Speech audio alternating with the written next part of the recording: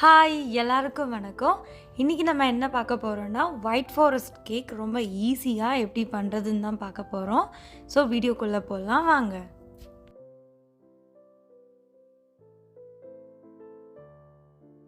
இந்த white forest cake பண்ணுறதுக்காக நான் இங்கே 3 முட்டையை எடுத்து வச்சுருக்கிறேன். எலக்ட்ரிக் பீட்டரில் 1 மினிட் பீட் பண்ணி எடுத்துக்கோங்க. விஸ்க் இருந்துச்சுன்னா விஸ்க்கு கூட யூஸ் பண்ணிக்கோங்க. ஸோ இந்த கேப்பில் ஓவனை 175 டிகிரி செல்சியஸில் ப்ரீ ஹீட் பண்ணிக்கோங்க. ஸோ 1 மினிட் பீட் பண்ணதுக்கப்புறம் அதில் 3/4 கப்பு நம்ம சுகர் ஆட் பண்ணிக்கலாம். அதையும் நல்லா மிக்ஸ் பண்ணி கொடுத்துக்கலாம்.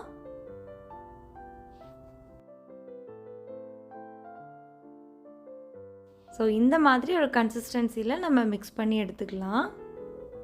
அதுக்கப்புறம் இதில் 1 டீஸ்பூன் நான் வெனிலா எக்ஸ்ட்ராக்ட் ஆட் பண்ணிக்கிறேன். அப்புறம் 1/4 கப் நான் ஆயில் தான் ஆட் பண்ணிக்கிறேன். நார்மலான குக்கிங் ஆயில் தான் நான் ஆட் பண்ணிக்கிறேன். அதையும் மிக்ஸ் பண்ணி கொடுத்துக்கலாம்.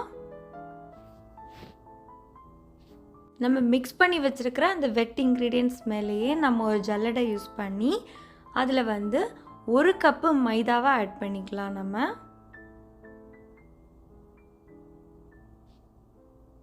அப்புறமா 1 டீஸ்பூன் நான் பேக்கிங் பவுடர் ஆட் பண்ணிக்கிறேன். கொஞ்சமாக சால்ட்டு அதை ஜலிச்சு அதில் அப்படியே ஆட் பண்ணிக்கலாம்.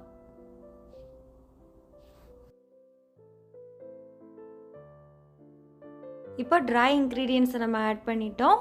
கட் அண்ட் ஃபோல்ட் மெத்தடில் நம்ம இந்த மாதிரி மிக்ஸ் பண்ணி கொடுத்துக்கலாம்.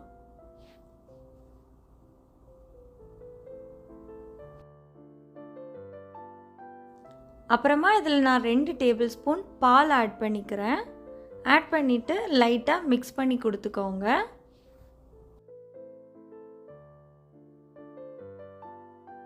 கேக்கோட மாவு ரெடி ஆகிடுச்சிது. பேக் பண்ணுறதுக்காக இந்த பேக்கிங் ட்ரேயில் ஆயில் நான் இந்த மாதிரி ஸ்ப்ரெட் பண்ணி விட்டுக்கிறேன். ஆயில் ஸ்ப்ரே பண்ணதுக்கப்புறமா இந்த மாதிரி பார்ச்மெண்ட் பேப்பரை நான் ரவுண்ட் ஷேப்பில் கட் பண்ணி வச்சுருக்கிறேன். அதை இந்த பேக்கிங் ட்ரேயில் நம்ம அடியில் வச்சுக்கலாம். அப்போ தான் கேக்கு நமக்கு கொஞ்சம் ஒட்டாமல் வரும் அடியில். அது மேலே லைட்டாக கொஞ்சமாக ஆயிலை நான் ஆட் பண்ணிக்கிறேன். அப்புறமா அந்த கேக்கோட மாவை இதில் எடுத்து நம்ம ஊற்றிக்கலாம். ஏர் பபிள்ஸ் எதுவும் இல்லாமல் இருக்கிறதுக்காக டேப் பண்ணியும் விட்டுக்கலாம். இப்போ இந்த கேக்கோட மாவை நம்ம ஓவனுக்குள்ளே 175 டிகிரி செல்சியஸில் 25 மினிட்ஸ் நம்ம பேக் பண்ணி எடுத்துக்கலாம். இப்போ ஒரு 25 மினிட்ஸ்க்கு அப்புறம் கேக் நல்லா பேக் ஆகிருந்துச்சுது. இது நல்லா பேக் ஆகிருக்குதான்னு பார்க்குறதுக்காக இந்த மாதிரி டூத்பிக் வச்சு நம்ம குத்தி பார்க்கலாம். எதுவுமே ஒட்டாமல் வந்துருந்துச்சுதுன்னா அது பர்ஃபெக்டாக பேக் ஆகிருந்துச்சுன்னு அர்த்தம்.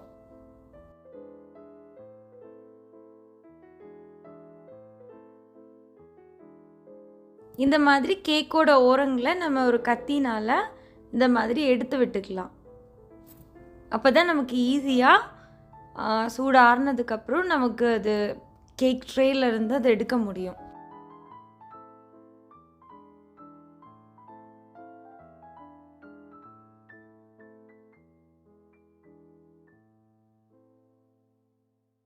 இப்போது கேக்கு நல்லா சூடு ஆறிடுச்சுது. இப்போ நம்ம அது ஒரு பிளேட்டில் ட்ரான்ஸ்ஃபர் பண்ணிக்கலாம். நல்லா சாஃப்டாகவே பேக்காக இருந்துச்சுது. இப்போ இந்த கேக்கை வைக்கிறதுக்காக ஒரு பேஸ் தேவை. ஸோ அதுக்காக நான் இந்த மாதிரி ஒரு கார்ட்போர்ட் எடுத்து இந்த மாதிரி ரவுண்ட் ஷேப்பில் நான் கட் பண்ணி வச்சுக்கிறேன். அதுக்கப்புறம் இந்த அலுமினியம் ஃபாயில் இருக்குது இல்லையா, அதை இதுக்கு மேலே இந்த மாதிரி வச்சு கரெக்டாக அதை ஷேப்பில் கட் பண்ணி எடுத்துக்கலாம் நம்ம. ஸோ இதுதான் அந்த கேக்கோட பேஸ்.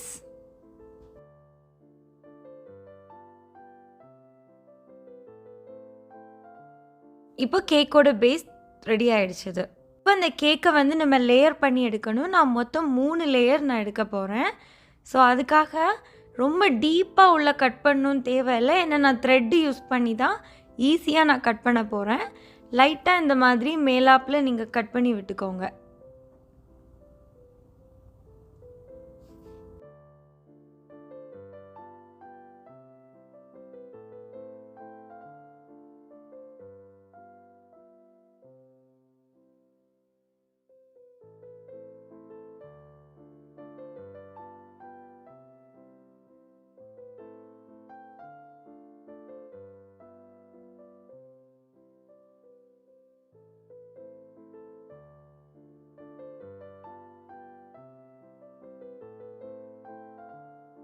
இப்போ பார்த்தீங்கன்னா தெரியும், நான் ரொம்ப டீப்பாலாம் கட் பண்ணல. ஸோ இப்போது இந்த மாதிரி ஒரு த்ரெட் யூஸ் பண்ணிக்கலாம்.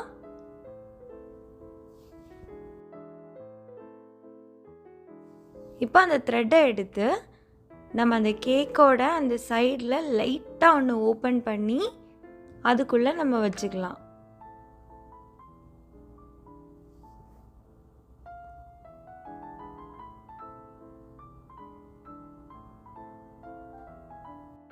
ஸோ அந்த த்ரெட்டை வந்து நம்ம மெதுவாக இழுத்து எடுத்துக்கலாம். அந்த எண்டிங் வரைக்கும் நம்ம ஈக்குவலாக கொண்டு வந்துக்கலாம்.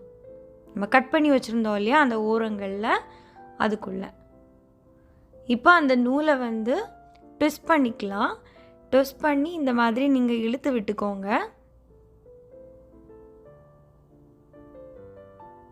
இழுத்து விட்டு நூலை நம்ம எடுத்துக்கலாம். இப்போ பார்த்தீங்கன்னா பர்ஃபெக்டாக நம்மளோட கேக்கு வந்து கட்டாயி கிடச்சிருச்சு. ஸோ இதே மாதிரி இன்னொரு லேயரும் நான் கட் பண்ணி எடுத்துக்க போகிறேன்.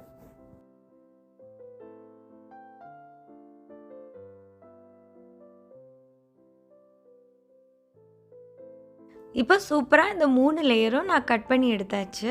இனி இந்த கேக்குக்கு மேலே நம்ம விப்பிங் க்ரீம்லாம் வச்சு ரெடி பண்ணணும். ஸோ அதுக்காக நான் இந்த மாதிரி ஒரு பவுலில் ஐஸ் க்யூப்ஸ் எல்லாம் போட்டு அது மேலே இன்னொரு பவுலை வச்சு நான் வந்து விப்பிங் க்ரீம் நான் ஆட் பண்ணிக்கிறேன். உங்களுக்கு எவ்வளோ தேவையோ அதுக்கேற்றாப்புல நீங்கள் ஆட் பண்ணிக்கோங்க விப்பிங் க்ரீம். ஏன்னா உங்களுக்கு எவ்வளோ டிசைன் போடணுமோ அதுக்கேற்றாப்புல நீங்கள் ஆட் பண்ணிக்கோங்க. நான் வந்து ஒரு 3 கப்பு விப்பிங் க்ரீம் ஆட் பண்ணிக்கிறேன். அதில் வந்து 1/4 கப் நான் சுகரும் ஆட் பண்ணிக்க போகிறேன். இது வந்து ஒரு சாஃப்ட் பீக் வர்றது வரைக்கும் நம்ம பீட் பண்ணி எடுத்துக்கலாம். உங்ககிட்ட 35% விப்பிங் க்ரீம் இல்லாட்டி என்னோடய சேனலில் வந்து ஹோம்மேட் விப்பிங் க்ரீம் எப்படி பண்ணுறதுங்கிறத நான் போட்டிருக்கிறேன். அது நான் டிஸ்கிரிப்ஷன் பாக்ஸில் லிங்க் கொடுக்குறேன். ஸோ அதை நல்லா பீட் பண்ணி எடுத்துக்கலாம். இப்போ நம்மளோட விப்பிங் க்ரீம் ரெடி ஆகிடுச்சது. இது பர்ஃபெக்டாக பீட்டாக இருக்குதான்னு பார்க்குறதுக்காக இந்த மாதிரி எடுத்து பார்க்கும்போது கீழே விழாமல் இருக்கணும். ஸோ இப்போது அதை டிசைன் பண்ணுறதுக்காக ஒரு பைப்பிங் பேக் எடுத்துக்கிறேன். உங்கள்கிட்ட பைப்பிங் பேக் இல்லாட்டி நீங்கள் சிப்லாக் பேக் கூட எடுத்து அதுக்குள்ளே நீங்கள் வந்து விப்பிங் க்ரீமை ஃபில் பண்ணி ஒரே ஒரு சைடு கார்னரை மட்டும் நீங்கள் கட் பண்ணி எடுத்து நீங்கள் டிசைன் பண்ணிக்கலாம். ஸோ நான் இன்றைக்கி பைப்பிங் பேக் தான் யூஸ் பண்ணிக்க போகிறேன். இந்த மாதிரி ஒரு கிளாஸ் எடுத்து அதில் நான் பைப்பிங் பேக்கை வச்சு அதில் நான் விப்பிங் க்ரீம் எடுத்து நான் ஆட் பண்ணிக்க போகிறேன். அப்போ உங்களுக்கு ஈஸியாக இருக்கும்.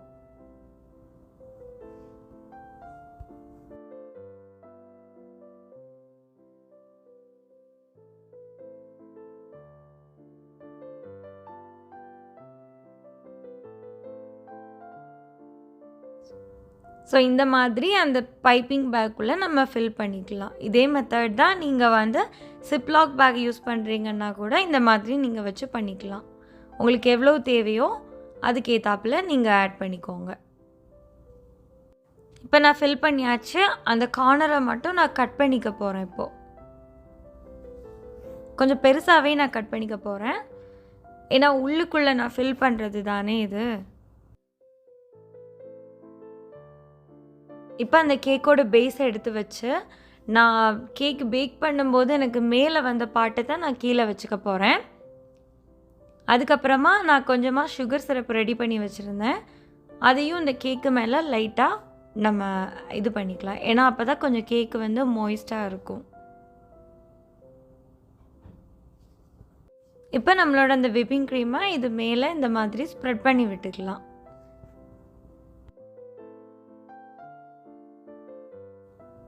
அப்புறமா இந்த மாதிரி ஏதாவது ஸ்பேச்சுலா ஆர் எனிதிங் நீங்கள் யூஸ் பண்ணி லைட்டாக நீங்கள் ஸ்ப்ரெட் பண்ணி விட்டுக்கோங்க. ரொம்ப பர்ஃபெக்டாக பண்ணணும் தேவையில்லை. வேறு நான் ஃபில் பண்ணியாச்சு. இது ஒயிட் ஃபாரஸ்ட் கேக்குனால ஒயிட் சாக்லேட் எடுத்து இந்த மாதிரி துருவி வச்சுருக்கிறேன். அது இந்த கேக்கு மேலே நம்ம ஸ்ப்ரெட் பண்ணி விட்டுக்கலாம். இப்போ அடுத்த லேயரையும் அது மேலே வச்சுக்கலாம். வச்சு நம்ம சேம் ப்ராசஸ் தான். சுகர் சிரப், அதுக்கப்புறம் விப்பிங் க்ரீம், அப்புறம் ஒயிட் சாக்லேட். ஸோ இந்த லேயரை நீங்கள் வைக்கும்போது லெவலாக இருக்குதான்னு பார்த்துக்கோங்க ஓரங்கள்லாம். அப்போ தான் நம்ம ஓரங்களில் வந்து ஃபில் பண்ணும்போது பர்ஃபெக்டாக இருக்கும் உங்களுக்கு.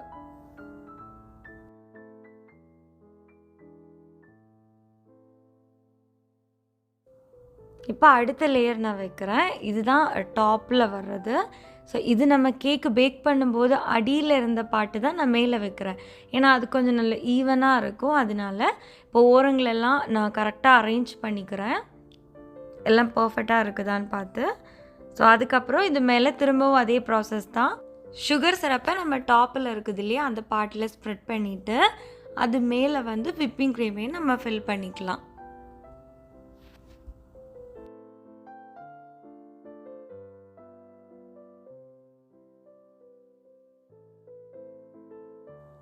இப்போ சைடெல்லாம் நம்ம கம்ப்ளீட் பண்ணணும்.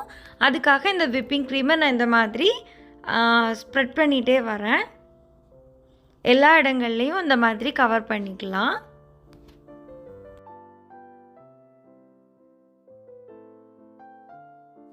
இப்போ ஒரு ஸ்பேச்சுலா யூஸ் பண்ணி இந்த மாதிரி லெவல் பண்ணி விட்டுக்கலாம்.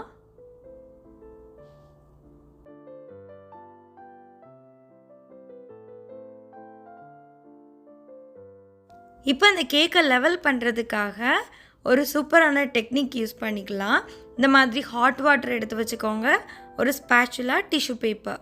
இப்போ எங்கெல்லாம் உங்களுக்கு விப்பிங் க்ரீம் வைக்கணுமோ அந்த இடத்துல நீங்கள் விப்பிங் க்ரீமை வச்சு லெவல் பண்ணுறதுக்காக அந்த ஸ்பேச்சுலாவை எடுத்து ஹாட் வாட்டரில் டிப் பண்ணி லைட்டாக அந்த கேக்கு மேலே நீங்கள் லெவல் பண்ணி விட்டுக்கலாம்.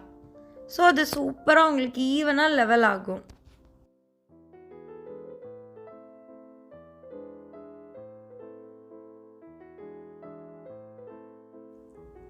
இந்த மாதிரி தான் அந்த ஸ்பேச்சுலாவை பார்த்தீங்களா, ஹாட் வாட்டரில் நான் டிப் பண்ணிட்டேன்.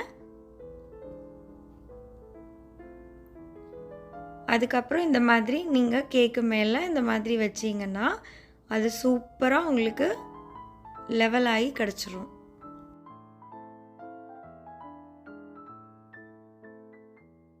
இப்போது அந்த கேக்கை நம்ம சூப்பராக லெவல் பண்ணியாச்சு. அதுக்கு மேலே நம்ம இந்த ஒயிட் சாக்லேட்டை நம்ம ஸ்ப்ரெட் பண்ணி விட்டுக்கலாம். ஓரங்கள் எல்லாமே நம்ம ஸ்ப்ரெட் பண்ணி விட்டுக்கலாம்.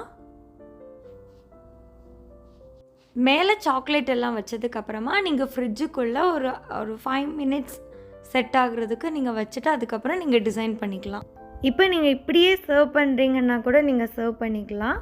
பட் நான் மேலே லைட்டாக ஒரு டிசைன் கொடுக்க போகிறேன். அதுக்காக நான் பைப்பிங் பேக்கில் விப்பிங் க்ரீம் எல்லாம் நான் ஃபில் பண்ணிக்க போகிறேன்.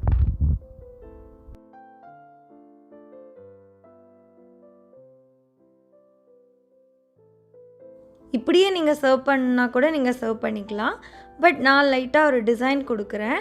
அது மேலே லைட்டாக ஒரு சின்னதாக ஒரு டிசைன் கொடுத்து அது மேலே நான் செர்ரியை வைக்க போகிறேன்.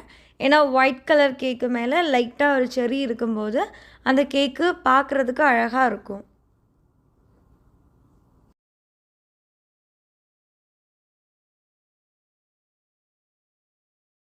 சூப்பரான ஒயிட் ஃபாரஸ்ட் கேக் ரெடி ஆகிடுச்சுது. கண்டிப்பாக இது நீங்கள் உங்கள் வீட்லேயும் நீங்கள் ட்ரை பண்ணி பாருங்கள். பிடிச்சிருந்துச்சுதுன்னா லைக் பண்ணுங்கள், ஷேர் பண்ணுங்கள். இன்னுமே இந்த சேனலை நீங்கள் சப்ஸ்கிரைப் பண்ணாட்டி கண்டிப்பாக சப்ஸ்கிரைப் பண்ணிக்கோங்க. பக்கத்தில் இருக்க பெல் ஐக்கானையும் கிளிக் பண்ணிக்கோங்க. அப்போ தான் நான் எப்பப்போ வீடியோஸ் அப்லோட் பண்ணுறேனோ அப்போல்லாம் உங்கள் நோட்டிஃபிகேஷனில் வரும். தேங்க்யூ.